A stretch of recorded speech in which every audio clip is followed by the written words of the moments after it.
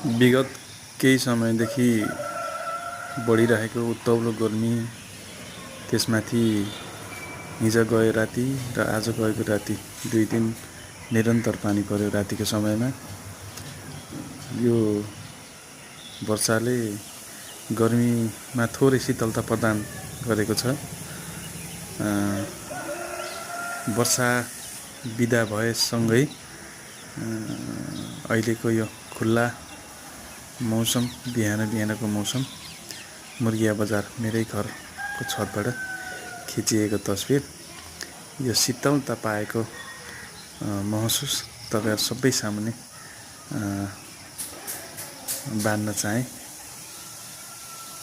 ल, यो मुर्गियाको दृश्य अनि शीतल महसुस भएको अवस्था।